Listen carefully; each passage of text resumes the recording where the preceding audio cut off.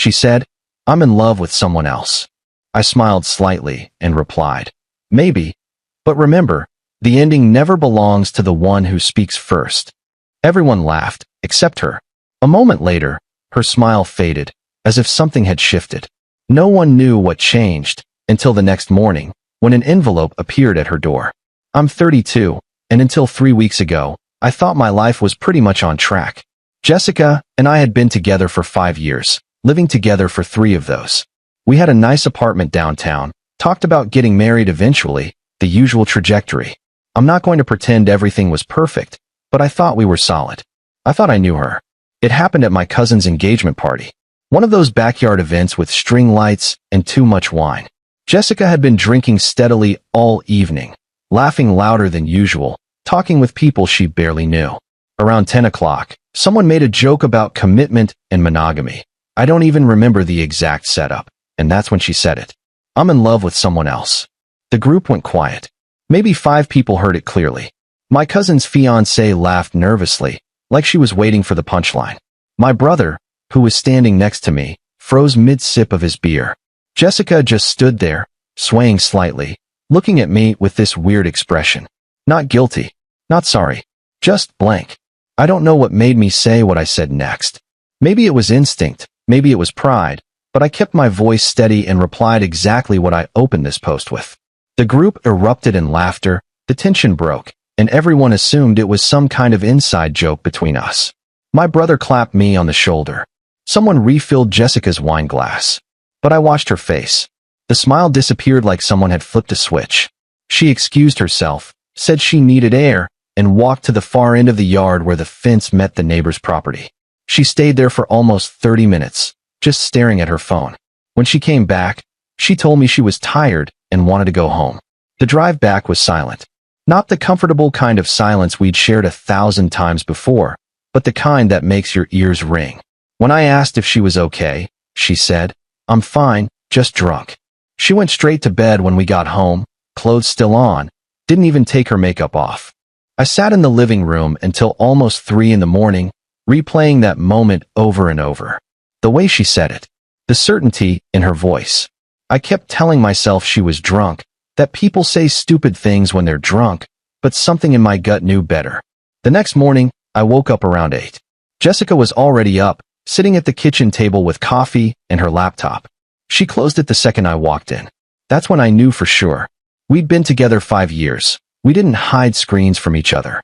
"Morning," I said, pouring myself coffee. "Hey." She didn't look up. "About last night, I was drunk. I didn't mean anything by it." "You sure about that?" She finally looked at me.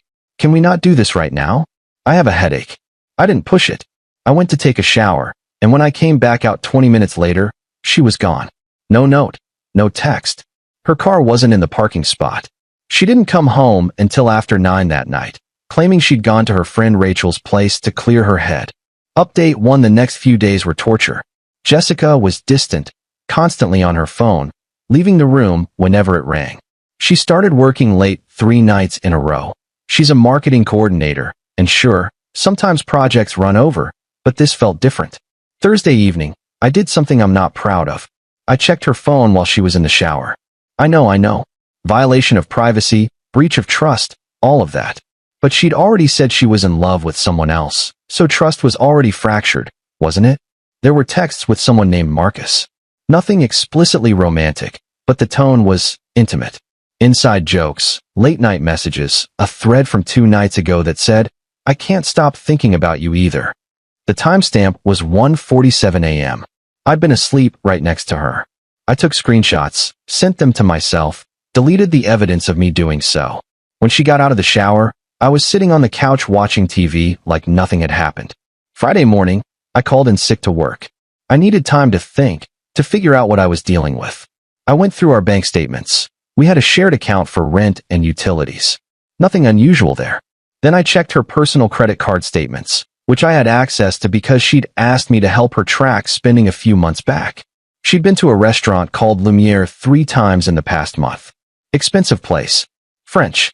We talked about going there for our anniversary, but she said it was too pricey. She'd also bought 2 tickets to a concert next month. Some indie band I'd never heard of. She'd told me she was going with Rachel. I texted Rachel. Hey, quick question. Are you still going to that concert with Jess next month? Rachel responded in 10 minutes. What concert? I didn't know she was going to any concert. Update 2. I confronted Jessica that night. She came home around 8, takeout in hand, acting like everything was normal. I was sitting at the dining table with my laptop open, bank statements pulled up on the screen. We need to talk, I said. She set the takeout down slowly. About what? Marcus. Her face went pale. Actual color drained from her cheeks. She tried to recover, asked what I was talking about, but I cut her off. I saw the texts. I saw the restaurant charges. I know about the concert tickets. She didn't deny it. That's what got me. She just stood there, silent, like she was calculating her next move. Finally, she said, How long have you been spying on me? How long have you been cheating on me? I haven't cheated. You're in love with him. You said it yourself. That was drunk talk. Then why are you texting him at 2 in the morning? Why are you taking him to restaurants and concerts? She sat down, put her face in her hands. When she looked up, there were tears, but they felt performative. It just happened. We met at a work conference 3 months ago. We started talking, and it felt easy, natural. Something I haven't felt with you in a long time. 3 months. She'd been building this thing for 3 months while I was planning weekend trips and looking at engagement rings online. I asked if she'd been physical with him. She hesitated, then said they'd kissed. Twice. Once at the conference, once 2 weeks ago when she claimed she was working late. I asked if she loved him more than me. She said, I don't know. That was somehow worse than a yes. I told her to pack a bag and stay somewhere else for a few days. She started to argue, said this was her apartment too, that she paid half the rent. I reminded her that my name was the only one on the lease. She'd moved in with me, not the other way around. Legally, I could ask her to leave. She packed enough for a week and left by 10 p.m. I watched her car disappear down the street from our apartment window, and for the first time in days, I felt like I could breathe. Update 3. The envelope. Let me tell you about the envelope. After Jessica left, I couldn't sleep. I kept thinking about Marcus, this guy who'd knowingly pursued someone in a relationship. I found him easily enough: LinkedIn, Facebook, Instagram. Marcus Chun, 34, works at the same marketing firm as Jessica, but in a different department. Divorced, 1 kid, plenty of photos of him at networking events and happy hours. I spent Saturday morning crafting something simple. I printed it on plain paper, no signature, just 1 sentence.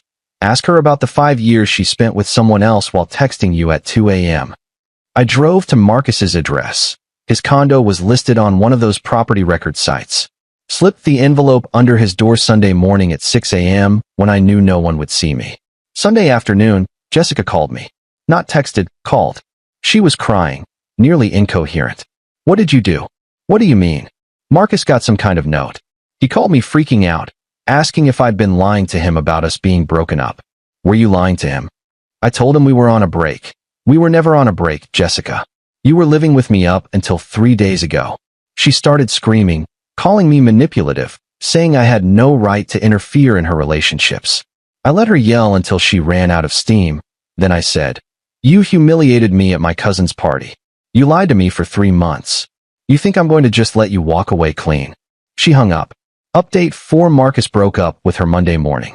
I know because Jessica showed up at the apartment at noon, using her key to get in. I was working from home, video call with a client, and suddenly she was in the living room, mascara streaked, looking like she hadn't slept. I muted the call, excused myself for a minute, and told her to wait in the kitchen. When I finished the meeting 15 minutes later, she was sitting at the table, staring at nothing. He won't talk to me, she said. He blocked my number. That's what happens when people realize you've been lying to them.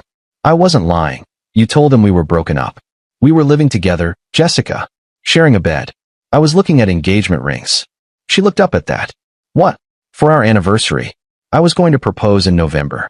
She started crying again, real tears this time, not the performative kind. She said she never meant for any of this to happen, that she got caught up in something new and exciting, that she loved me but wasn't in love with me anymore. I told her she had until the end of the month to get her stuff out. The lease was up for renewal in 6 weeks, and I wasn't renewing with her name on it. She could find her own place. She left an hour later. Didn't take anything except her laptop and some clothes from the bedroom. I changed the locks that afternoon. Final update, it's been 5 weeks since everything collapsed.